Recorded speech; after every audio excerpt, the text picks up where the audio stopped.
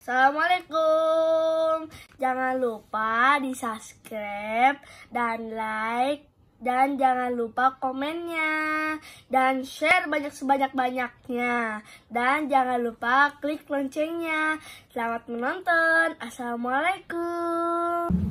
Bapak Haji Haki SPD MM selaku Kadis Polres Kabupaten Cianjur yang terhormat Kepala SMP 2 Pojok dan yang terhormat para hadirin peserta kegiatan pendampingan pemanfaatan platform SDS Rapor Pendidikan dan Merdeka Mengajar Sekolah Penggerak Angkatan 1 ke Sekolah IKN dan IKN.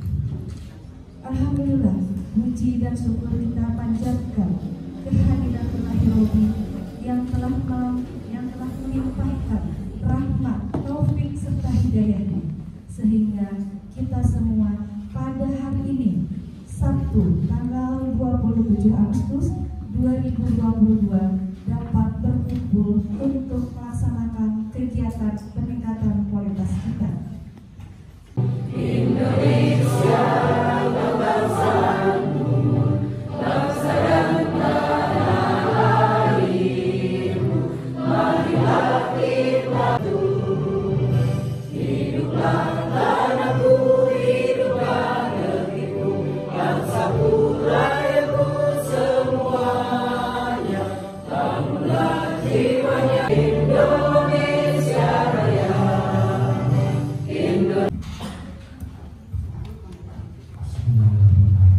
Assalamualaikum warahmatullahi wabarakatuh. Alhamdulillahirabbil alamin wassalatu wassalamu ala asrofil anbiya'i wal mursalin sayyidina Muhammadin wa ala alihi wa sahbihi ajmain. Bapak Kadis, yang sangat tinggi hati para berada di depan kita, yang terhormat AS dan juga yang termasuk sahabat-sahabat yang hadir pada saat Dari Bapak Haji Haki SPD MM selaku Kadis Dipora Kabupaten Cianjur sekaligus membuka kegiatan. Saya persilakan. Bismillahirrahmanirrahim. Assalamualaikum warahmatullahi wabarakatuh.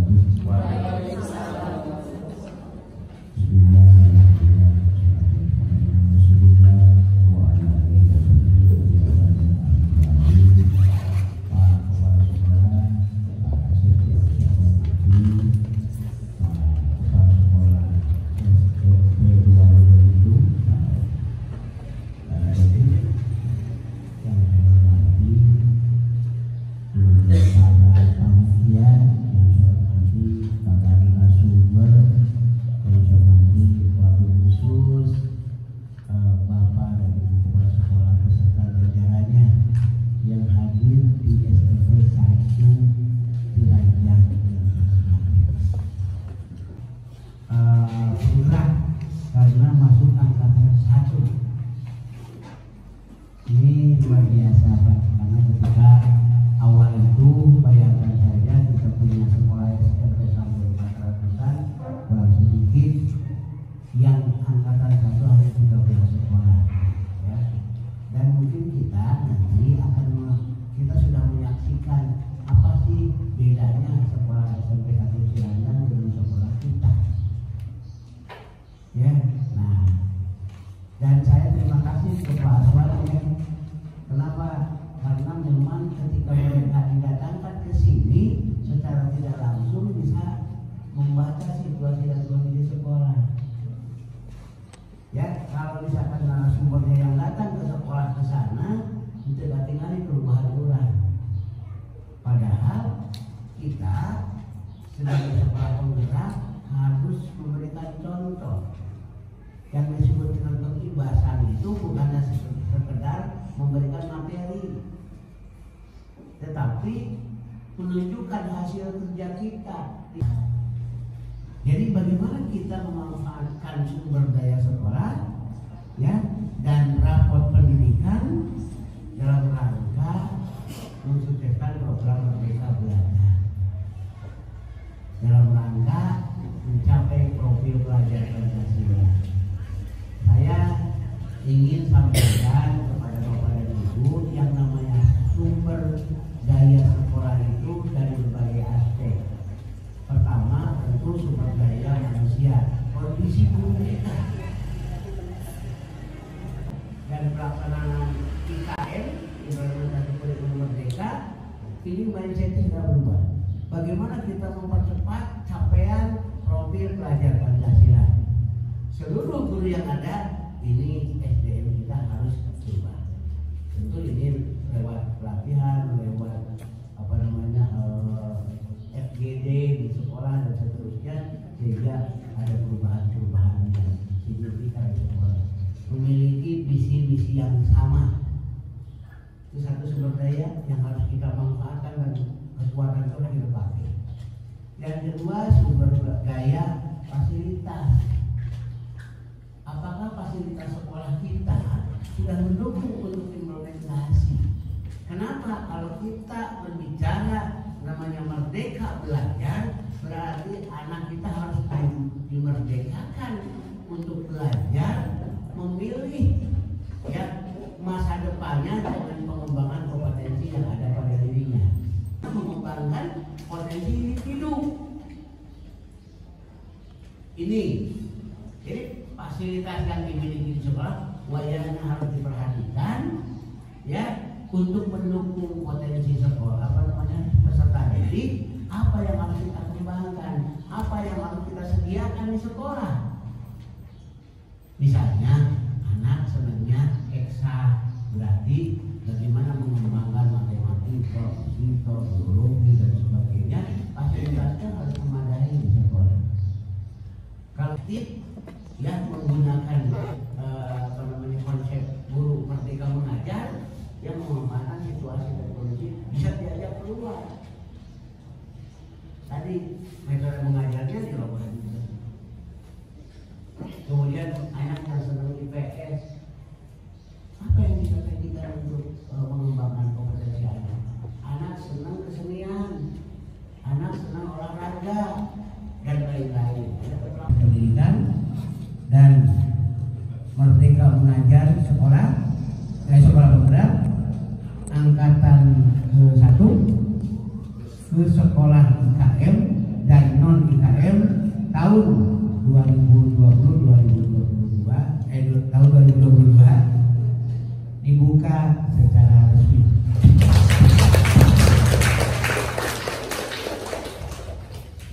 Kemarin juga saya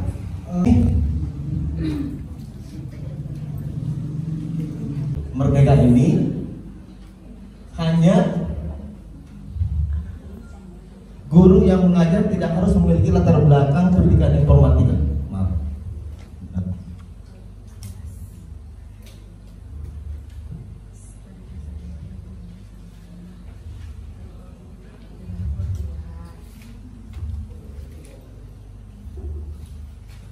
Nah itu kalau dulu itu ada SKKD, ini ada standar kompetensi, ada kompetensi dasar.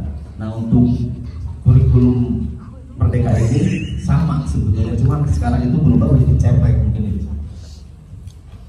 Kemudian pendekatannya untuk Paduan Kesesia di sini pembelajaran merupakan wadah satuan pendidikan. Kemudian kalau jumlah jam pelajarannya diatur per tahun bukan per minggu. Yang ketiga, strukturnya dibagi dua. Yang pertama yaitu kegiatan rutin di kelas intrakurikuler, dan yang kedua itu kegiatan proyek.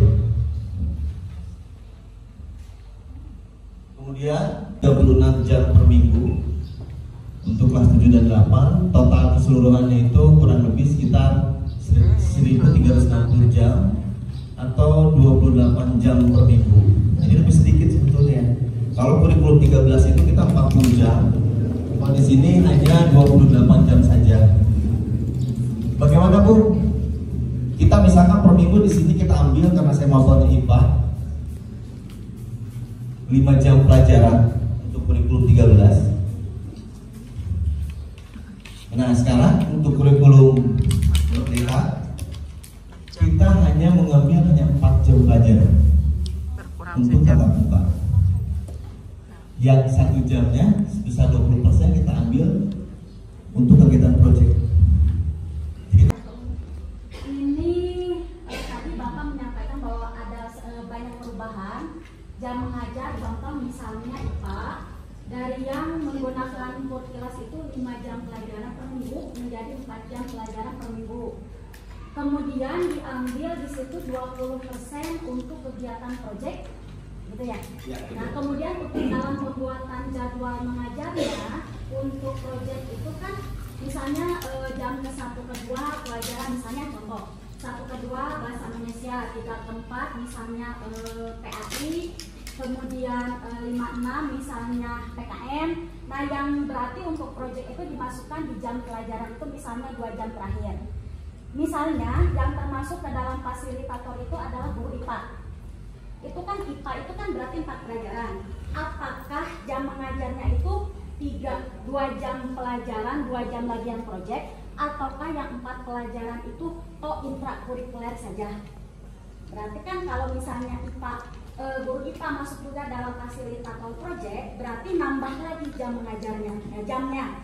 Jadi jam intrakurikuler dan jam proyek. Berarti kalau 4 berarti ditambah berapa jam misalnya.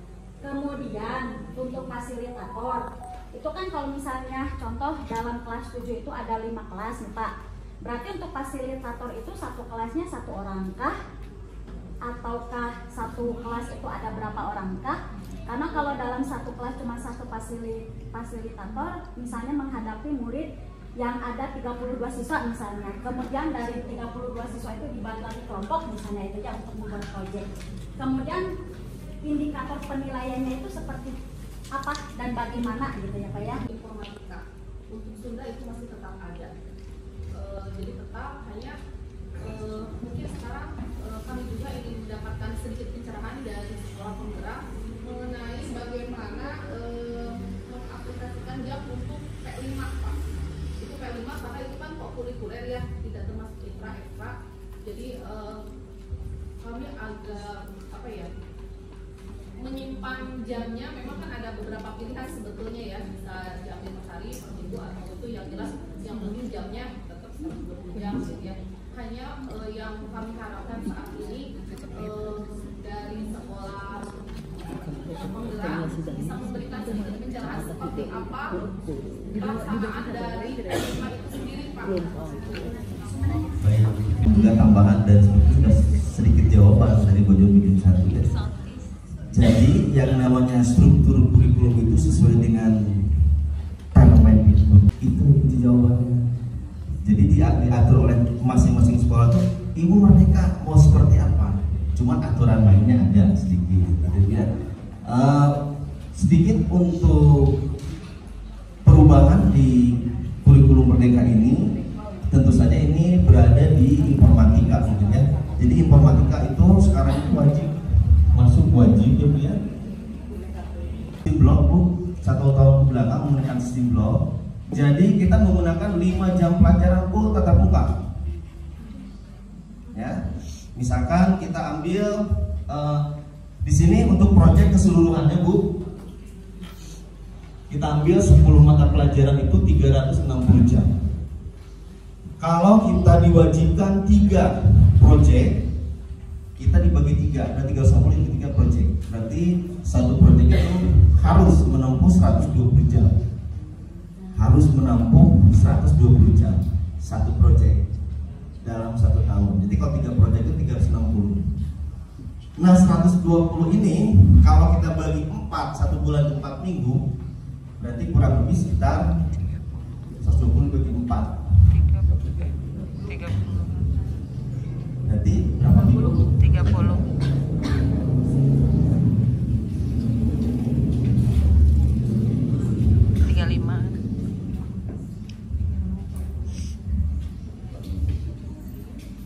3 minggu selesai proyek 1. Jadi 40 jam selesai. Tapi tiap hari project, tiap hari Senin, Selasa, Rabu, Kamis, Jumat sampai Jumat semua selesai project. Satu project 3 minggu selesai.